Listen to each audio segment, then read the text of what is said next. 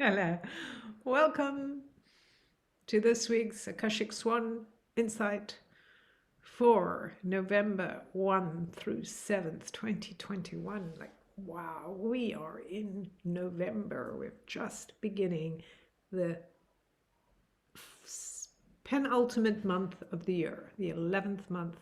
So, this is a massive movement forward because we've been kind of gone through the ringer, everything shattered, breaking, and now we're actually moving through the portal the 11th of November. So it definitely is a new space to experience and kind of check where we are through the year, because now we're moving into that.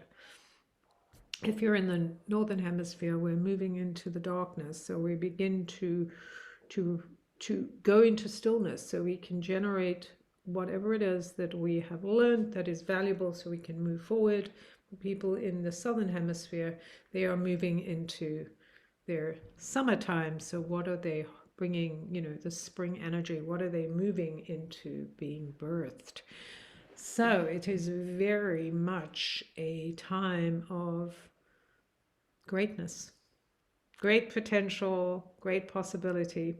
I'm Jen Deshen of jendeshen.com, and I'm using the Illuminating Journey cards created by me with the guidance of the Akashic Records. So before I pull the three cards, as usual, I am going to pull a card for November just because it seems like a fun thing to do. Okay, November. Tell us about yourself, November. All right, so this is the card that is showing up for November.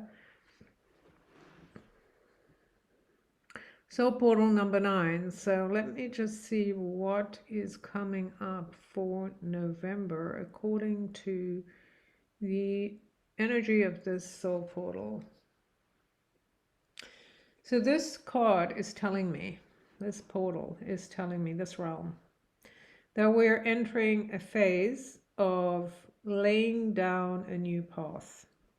And this path is our path. So while we always are laying down new paths, new things, doing new things, what's key about November, and this November, is this need to check in with the essence of who we are as we're going forward. So we're not just blindly following or blindly doing what we normally do, but we're actually consciously kind of calibrating things to step into our greater sense of leadership, our greater sense of who we are, who we need to be in order to truly go to the next level, which is we cannot do what we've done up till now, which is, and that may not be you, but most of us that have been connected to the collective, we are influenced by the collective, and the collective has desired a certain obsequiousness, a certain waiting for permission or asking for permission or needing us to do things in a certain way.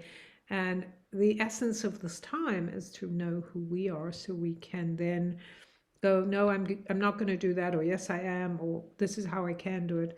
But it's that certainty of being truly connected to what is our wisdom, our knowing. It's kind of moving through the tunnel, becoming more aware of our own physical being in, with a soul and this essence that wants to arise out of the rocks, out of nature, out of the depth of who we are. So I think that's really interesting. We do have the swan there.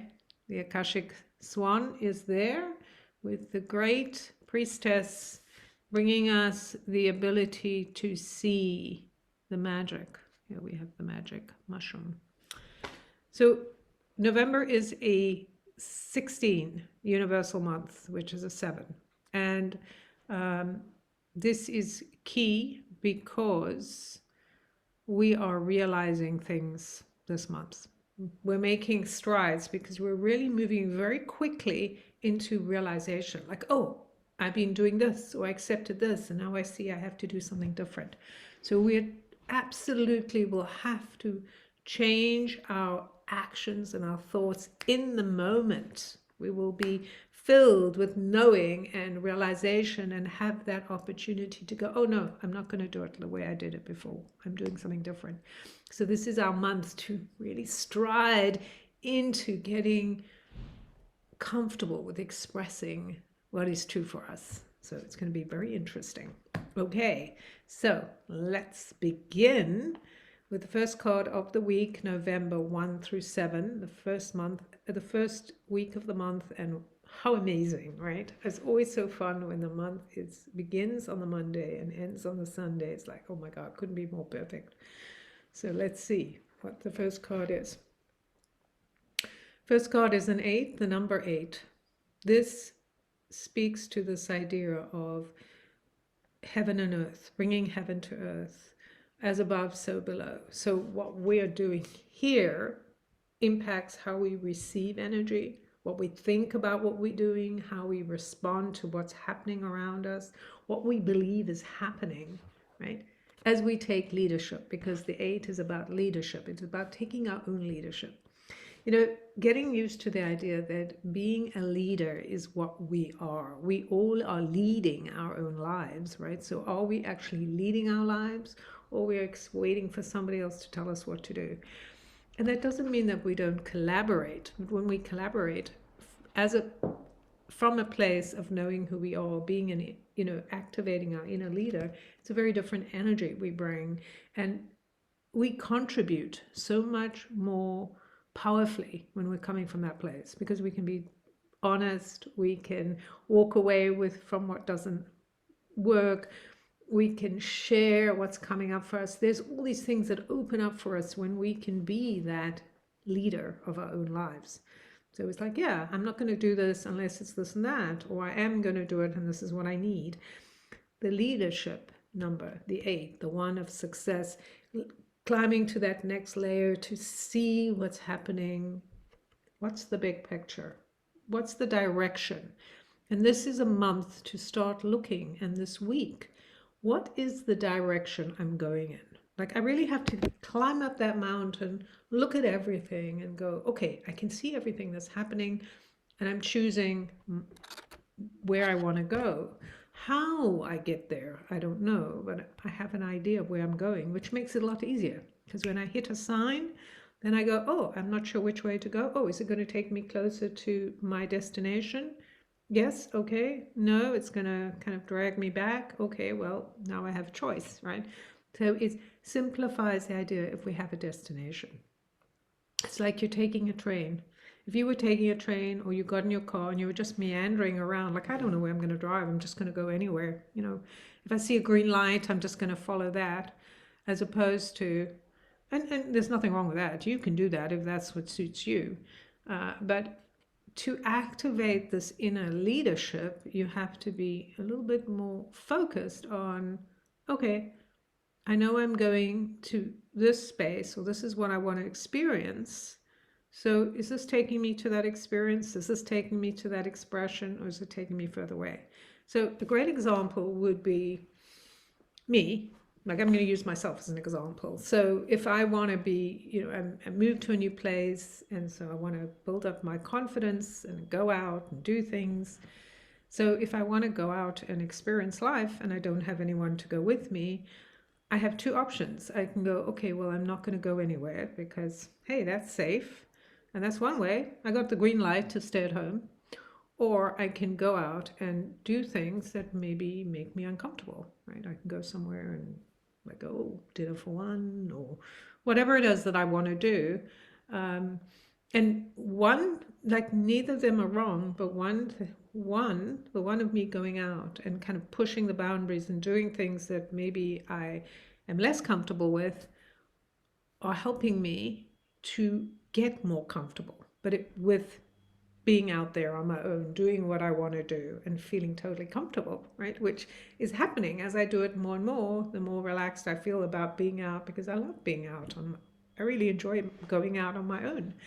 So if I stay at home, yeah, there's no one stopping me from staying at home. but I'm not going to build up my confidence. So that's the difference when you're looking at the two. Where am I going with this? Yeah, I could sit at home all the time and be perfectly safe, but is that what I want?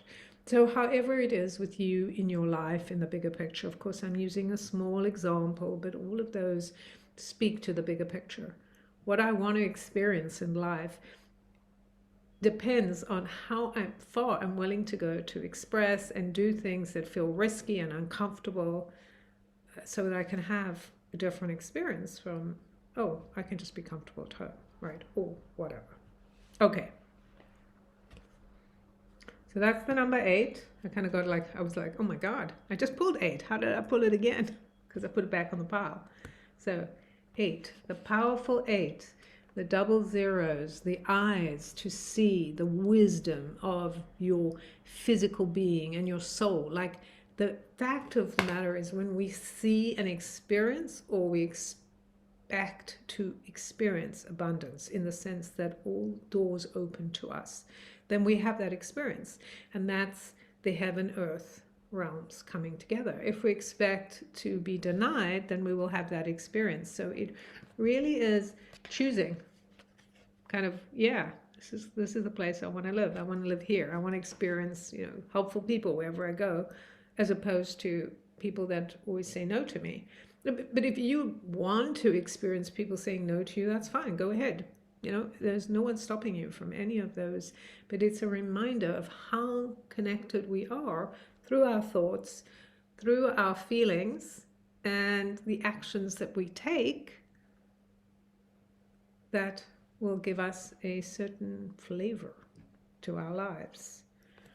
Well, this is interesting. So the second card is also a level or a number. So we move from 8 to 4. What's interesting about 8 and 4 is they're both in the manifesting triad. 2, 4, 8 are manifesting numbers. So the 4 speaks to the earthiness or the groundedness, the square, 4 sides, the foundation, the things we have to put in place in order to get better at becoming a leader, seeing the higher picture, being able to vision or imagine what we want to create. But 4 creates the ladder so that we can climb up, that we can get there, the foundational pieces. So it's applying ourselves. Just like I was just saying, my little example of me going out, that's me doing the little steps, forcing myself to go out. Not that I'm forcing myself, because believe me, it's fun, but forcing myself to do things that may be uncomfortable, pushing the envelope every time a little bit so I get less afraid of doing something that's out of my comfort zone. And so that's the steps, whatever they are. So if you're building something, you're creating something, you have a great vision, it's not just going to pop down from the heavens. There are things you need to do. So this is the 4 reminding us about the discipline and the devotion of attending to the leadership, to your leadership in your life, the way you want to lead your life. Okay, it's going to take practice and doing whatever it is you need to do.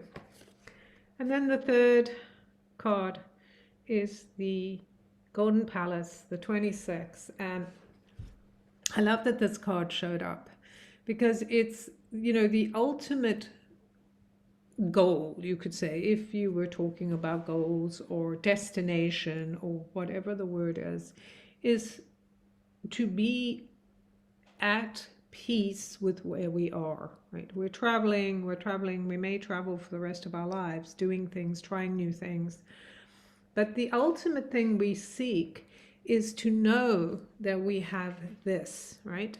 The double zero, the space that we are heavenly and earthly at once, and that we can feel that connection between the two. And this place, the Golden Palace, represents that to us, to our being. When we enter the palace and we know that we're welcome, we don't always see everything that's available to us.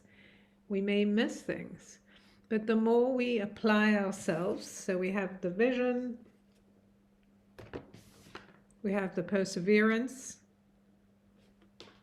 the more at home we begin to feel within this place, because we begin to know its secrets, and we begin to know our secrets and the essence of who we are. And when I say secrets, it's funny because it makes me think about Scorpio season, which is where we are in or coming into right now. And this is this idea of being, we have a new moon this week. I think it's on the 4th, Scorpio new moon. This idea of releasing the secrets and being connected to the desire within us. The golden palace really does connect us to our true desire, the desire of expressing who we are, of knowing who we are, of becoming who we are, of reaching our ultimate level of success. Not like, oh, I have all this money or I have all these things, but in terms of I am truly, and you can have those, it doesn't matter, but the point is I am truly connected to heaven and earth. And that's the key, right? That's the key to an amazing life, is going, I'm looking for that space, and I'm beginning to find it, right? And what does it take? Like, what does it take to get to this place so I can truly be excited and at peace with my journey? Because we are always in movement, but how are we in movement at peace and intentionally, and all of those things is by finding that place within us, that vision, holding that vision, stepping into the place, being devoted and disciplined to creating the structure that will help us be here and create that heaven and earth. So I think that's a really beautiful opportunity this week to begin to think about, what is it that you truly value, and what are you willing, what secrets are you willing to release, what things that you've held back are you willing to let go of, and just activate this energy of who you are right now, and just going forward regardless. Yes, you'll change on the path, we all do, but to activate that primal energy within us is the key to taking the journey with joy, with this appetite of life, and going, yes, this is amazing, and I'm having an amazing time, and I want more of this, or this sucks, but I'm really needing to get through it, right? It's not saying that everything's amazing every second, but the fact that you're here and you can have this amazing experience and begin to take the difficult things and not see them as something that's stopping you, as an obstacle, but just see it as something that's there, that you may not even have to pay attention to, or you just may have to recognize that it's there and it's okay, you're going to go forward. So what are you doing with all of this? And knowing it's all available to you according to your desires, your soul makeup, and your earthly being. It's all being activated, lit up by life right now. All right. So, my lovelies, have an amazing week. Truly, I think it's time for all of us, and maybe you're doing this and have been doing this for a long time, but I really believe it's time that we begin to nurture the fire within us so we can feel that energy that brings us alive, that we're willing to do things that maybe we weren't before, because we're going to need that going forward. I'm Jen Deshen, jendeshen.com, and I look forward to seeing you again